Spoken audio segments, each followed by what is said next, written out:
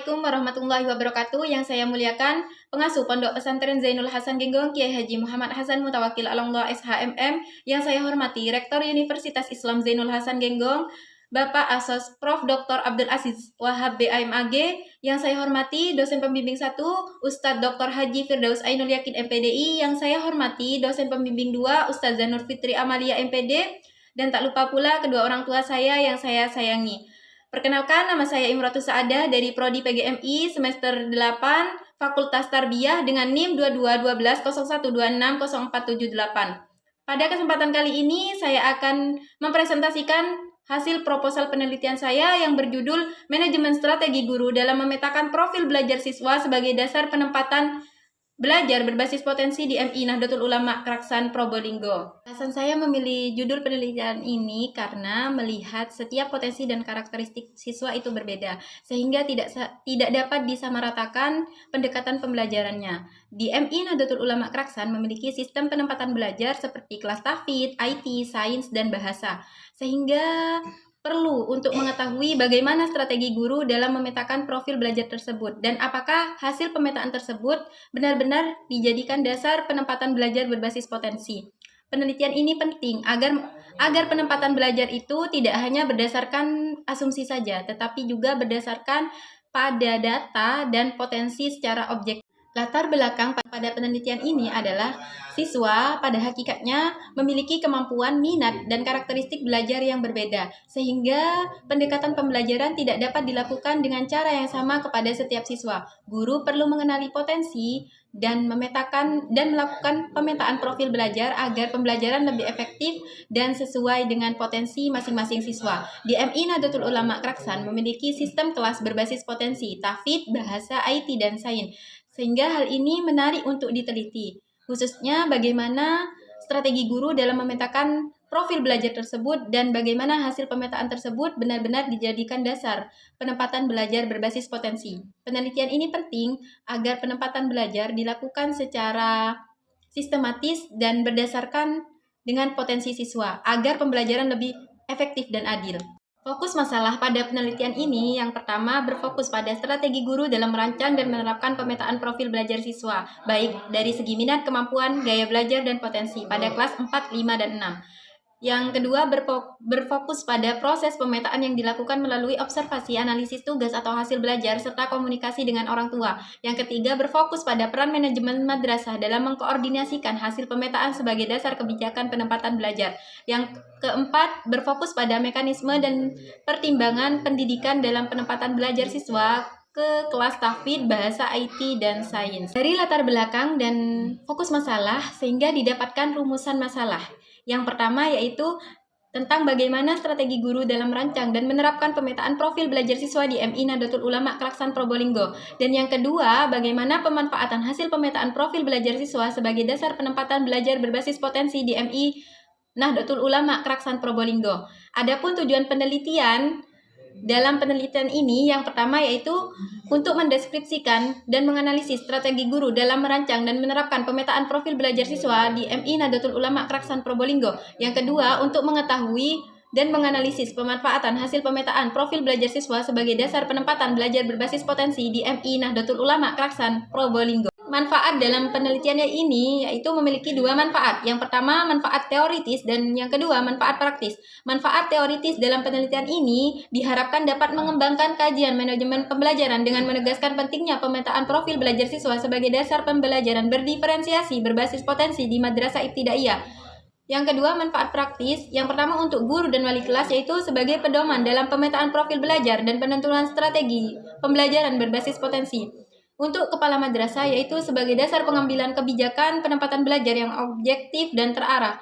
Dan untuk siswa bermanfaat untuk meningkatkan motivasi dan perkembangan diri. Yang keempat untuk madrasah yaitu bermanfaat untuk mendukung peningkatan kualitas pengelolaan pembelajaran secara berkelanjutan. Pun penelitian terdahulu dari penelitian ini yang pertama dilakukan oleh Alivia Arina Rahmawati dan kawan-kawan tahun 2023. Yang kedua, Feby Andriani dan Nursiwi Nugraheni tahun 2024. Yang ketiga oleh Zefa Adivianto dan kawan-kawan tahun 2025.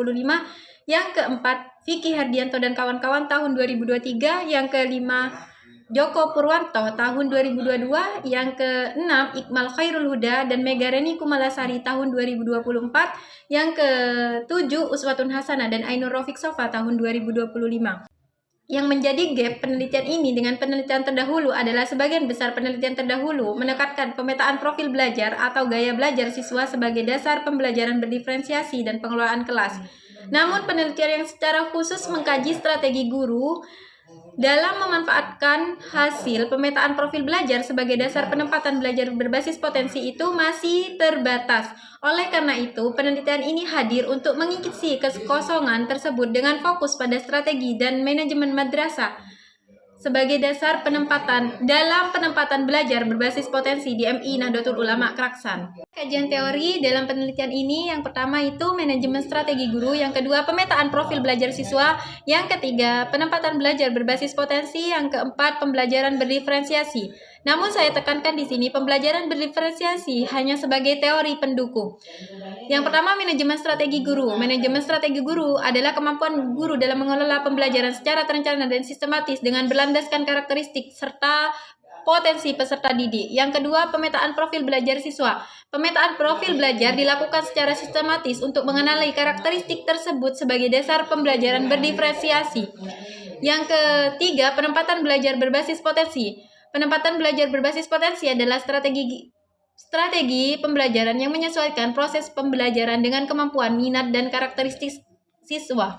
Yang keempat, pembelajaran berdiferensiasi. Pembelajaran berdiferensiasi adalah pendekatan yang menyesuaikan konten, proses, produk, dan lingkungan belajar dengan kesiapan, minat, serta profil belajar siswa. Angka konseptual dalam penelitian ini seperti ini.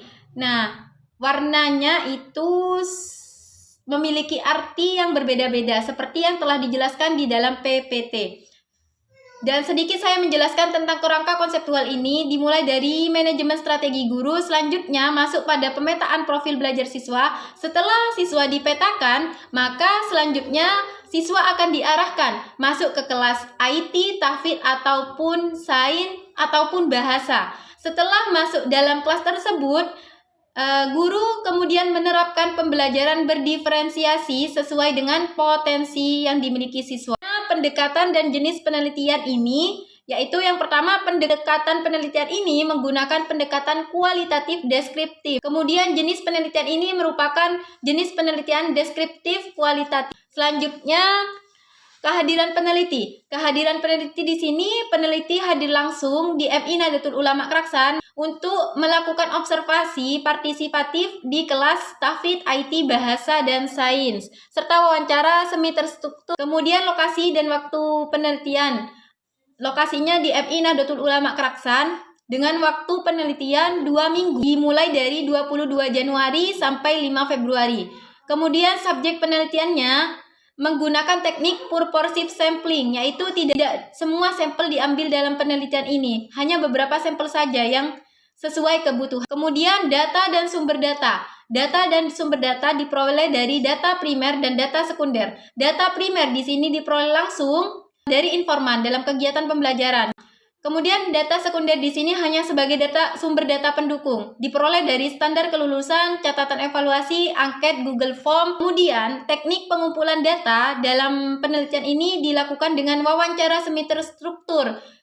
Yang kedua, dilakukan dengan cara observasi, dengan cara mengamati proses belajar di kelas.